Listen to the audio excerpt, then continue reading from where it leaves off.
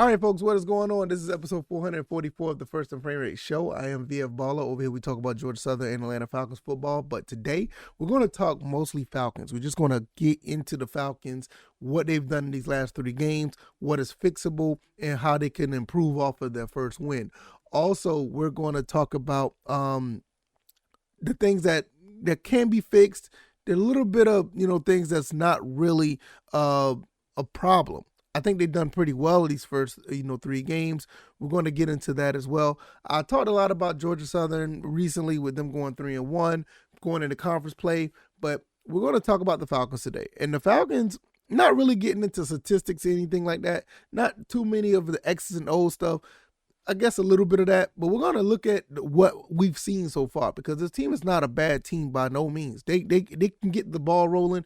This could be a very dangerous team to really deal with. So we're going to get into that and just go from there. If this is your first time here, welcome. This is the First and Frame Rate Show. I can be found on YouTube and Rumble. I am also on Anchor, Stitcher, Spotify, Apple, and Google Podcasts. So if you want to listen to the podcast at your leisure, you can go to any of your podcast platforms and download, subscribe over there as well. So let's just go ahead and get into this. The Falcons finally got their first win against the Seahawks, 27-23. For the most part, they played a pretty complete game. All across the board, running the ball, passing the ball, fairly good defense. They shut some things down when needed to be. Not too many mistakes in this game. You go into the other games, not too many mistakes in the other games either. It's just that we kind of know what was going on with the games, so far this year. Not to put a knock on Marcus Mariota, but Marcus Mariota, you can make an argument that he cost us, almost cost all 3 games and cost us 2 of the 3 games. And when it comes to just fixing problems in the game, fixing problems in their game, it's not much to really look into. People talk about pass rush, and pass rush is a problem. People are already talking about drafting another person for pass rush. I think the pass rush is just fine. You're just going to have some teams that's just going to block better, scheme better, and do different configurations for us not to get to the quarterback as much as we like. That's just the gist of it. People also have to understand that as well as we're doing up front, especially with the pass rush, teams are going to look and say, okay, Dean Pease defense does this, this, and this. So they're going to scheme some things to actually try to block better and protect their quarterback. So as far as pass rush go, all they need to do is just continue what they're doing, because when it was time, they got the Geno Smith. They got the they got the Jameis Winston when needed. Or sometimes when they actually surprised us. They got to Matthew Stafford at times. They caused problems in the game that caused them to throw errant passes or actually get them to the ground, hurries or whatever the case may be. I don't necessarily have a problem with the pass rush. I think throughout the season it's going to get better. I don't think you can go off of 3 games, or in some cases, some people say after 2 or 1 game and say, oh, okay, Lorenzo Carter, Evan Kente, Grady Jarrett, all these guys, they're not good enough. We need to get somebody else. Just give it some time, because we are getting to the quarterback. As far as pass protection, I think the offensive line is actually doing pretty good. Caleb McGarry actually stepped up and is doing all right. Everybody else, you've seen some people blow some assignments. I've seen it. I think there was one where early in the game, Marcus Mariota got, hit as soon as he did the play action against the Seattle Seahawks. And I get it. There's not too many offensive line there's not too many offensive linemen is going to mess up at times. It's going to happen. The problem is you don't want your quarterback running for his life every time. If he's running for his life 30 to 40% of the time, that's a little bit too much. You may want to get 10% or something like that. That's pretty good. If he has to rush out the pocket maybe 10% of the time, that's almost a lot too if you think about it, because if you're passing the ball 30 to 40 times, you're talking about 3 or 4 times the quarterback may have to run out the pocket to do something because of the pass rush of the defense. That's not too bad either, because especially when you got a guy like Marcus Mariota or even Desmond Ridder, you got a guy who can move and it works. So kudos to the offensive line. They have improved from last year, because I don't know if Marcus Mariota was actually is the reason why they look better, because he can move, because Matt Ryan was getting knocked around because, Matt Ryan is basically a statue. So I don't know, but they have improved. Linebackers and secondary. They the linebackers, so. I think they're missing Deion Jones a little bit.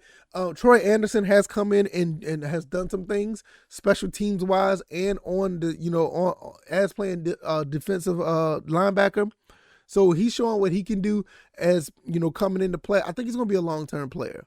I think he's going to be one of those guys that can sit around for a while and actually going to make himself a name for himself with the Falcons. I'm not trying to put him up there yet because we had some pretty good linebackers, but I think he could be one of those guys that could be well known along the lines of a Keith Brooking or others that has come through. Now, I'm not saying he's going to be as good as Keith Brooking, but he's going to be well known for that. I could see him being well known for that long period of time because he seems like one of those guys that already. And I know some people, I'm sounding a little bit hypocritical saying, oh, we shouldn't draft anybody after 3 years. But I can see him being around for a long time, I can see that. That's say 3 years, 3 games. You shouldn't draft nobody after 3 games. But I can see where Troy Anderson could be a long-term, situation for us. He's just one of those guys. So, he just needs to learn and develop a little bit more. Everybody else, Rashaan Evans look okay. Michael Walker has just been, phenomenal ever since he's been playing. He's starting to get a little better and better and better. So I don't see any holes in the linebacker situation. I think they just need to continue to work with the guys up front to the scheme and try to get some plays up front and put some pressure on the offensive lines and quarterbacks. So not too much there. Now, the secondary, I think the secondary needs a little bit of work. Now, don't get me wrong, what's his name? Richie Grant, someone had a coming out party with an interception, had a couple of good tackles, or whatever the case may be.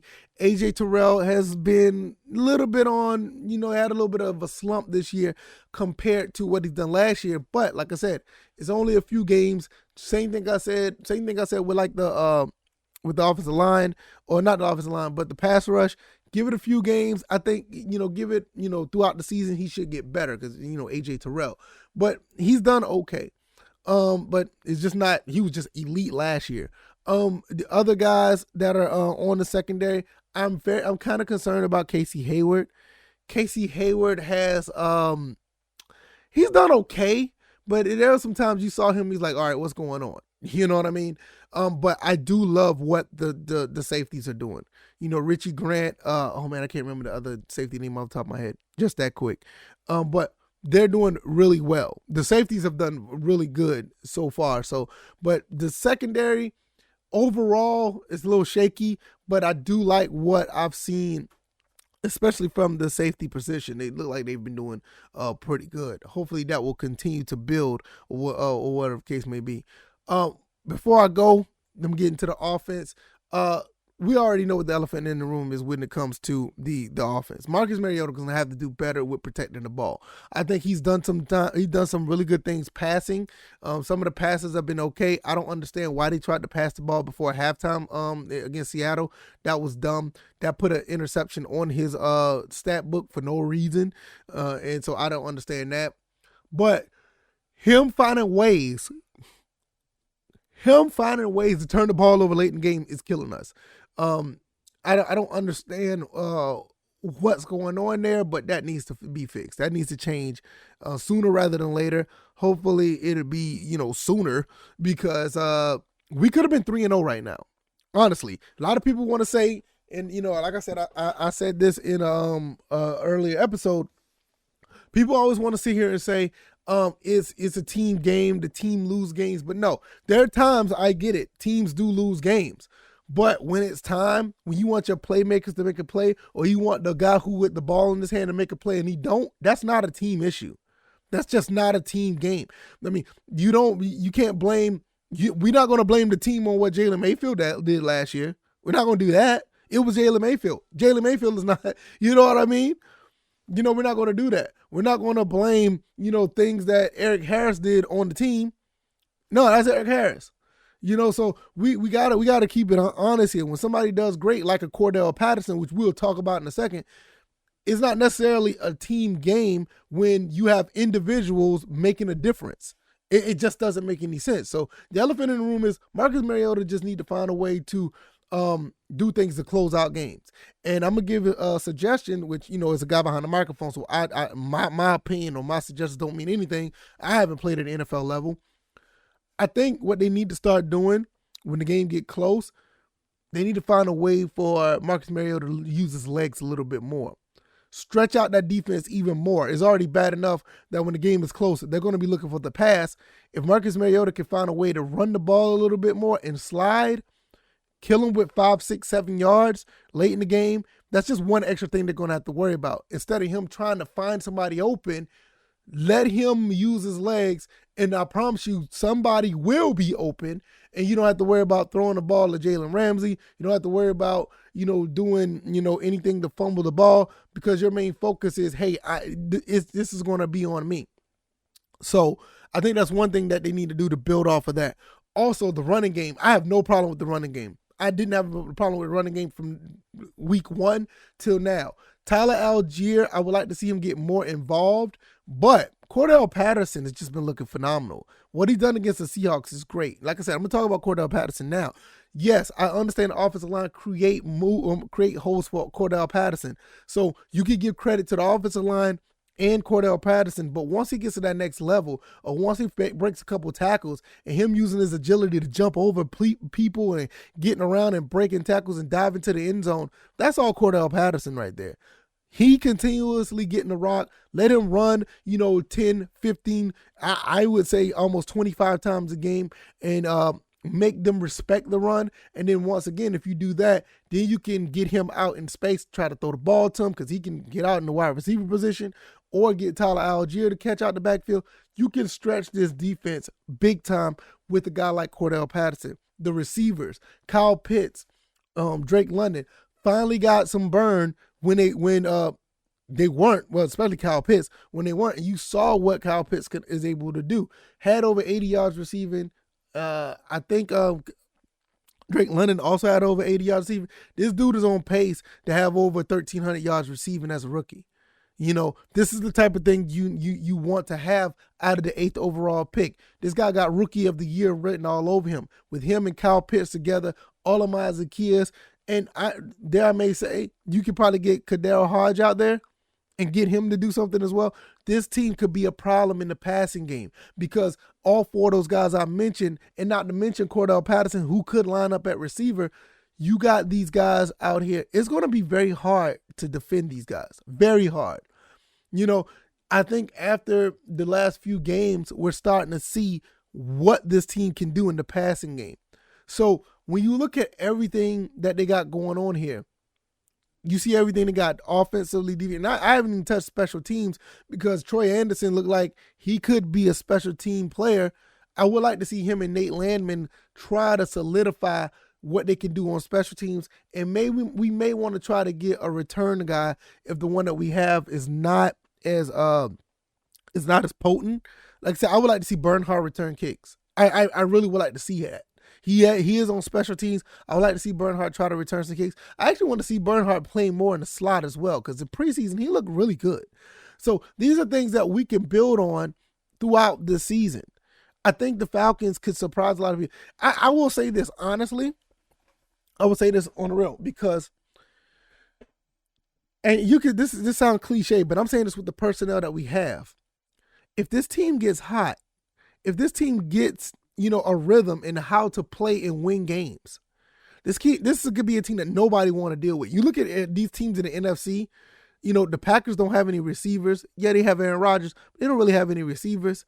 I'm not really sold on the Tampa Bay Buccaneers offense. I know they got some receivers out. Julio's out. I think Julio's going to be out probably about 10 more games. You know what I'm saying? Mike Evans is that guy. They got some receivers. Tampa Bay is a real threat. I think the Saints are frauds. We gave them that game. The Panthers look solid, but I don't think they look solid enough. If we can continue to play like we play and not turn the ball over, we're going to be a really big problem in the NFC. I don't see any other juggernaut in the NFC that really could say, oh, that's the team. You know what I mean? I just don't see it. So the AFC is a different story. But after us going toe-to-toe against the Rams, coming back and almost winning that game, after seeing us play Seattle, and the other teams that we're going to have to play later on, we'll pull up the schedule before I get out of here. Once I see what we're able to do, losing to the Saints by 1, losing to the Rams by 4, after coming back down 28-3, ironically, you look at everybody else, I'm not sold on the 49ers. The Bengals, I'm not sold on them as well. The Chargers, they got quarterback problems. They just got blown out by the Jaguars as well, so that's something to think about. They're coming to Atlanta as well, so that could help. Chicago, no. Washington, no. The Steelers, maybe. Baltimore, we just got, that's going to be week 16, so that's down the road. And Arizona Cardinals, no. I'm looking at the schedule, like for real, if we get on a roll, we could cause some damage. We really could. Because the Falcons is not as bad as we thought they'll be, going toe-to-toe with the Super Bowl champs like that. And, division play is division play. But I think we could do some things. So building off that first win, I think the Falcons could really come in and do some things week in and week out. The real test, honestly, is week 5 and 6 when they play Tampa Bay and San Francisco. All these other games outside of, we'll see what the Chargers look like when Justin Herbert is if he's healthy. The rest of these games, maybe the Steelers and maybe the Ravens. And you know what I'm saying? Outside of that, from what we know now, if the Falcons get hot, and they don't necessarily have to get hot, if they just play disciplined football, they got a shot in every single game we have. Every single game we have. None of these games are like, oh, woe is us, we're going to lose. So this is something we may want to look into. I'm going to get out of here. Let me know what you guys think. If you like this commentary, hit the like button, share this podcast, subscribe to the channel if you haven't already. What do you guys think, man? Building off the first win, can the Falcons do it? Can they get better? Can they do better? Can they be better? I'm looking at the schedule and I'm looking at everything that I just talked about. It looks like this is a situation where we can do some things. Like, seriously, we can really do some things. I can't wait to see how it plays out, honestly. I can be found on Anchor, Stitcher, Spotify, Apple, and Google Podcasts, YouTube, and Rumble as well. So check me out over there. All the links down in the description if you want to donate and or support. I have to finish the episode on the Patreon. I want to apologize to the guys on the Patreon. That episode is coming up. We're going to be talking about Jalen Hurts. I'm actually going to be talking about him on that episode. So be on the lookout for that. That should be up later on today. It was supposed to be up on the weekend, but I will have it up later on today. My apologies. Had a lot of stuff going on with my real job. I want to apologize for that. I will make it up to you guys and get that rocking and rolling. All right, y'all. I am going to get up out of here. Thank you guys for the support, and I will see you guys on the next one. All right, y'all. Take it easy. Y'all be blessed. Peace.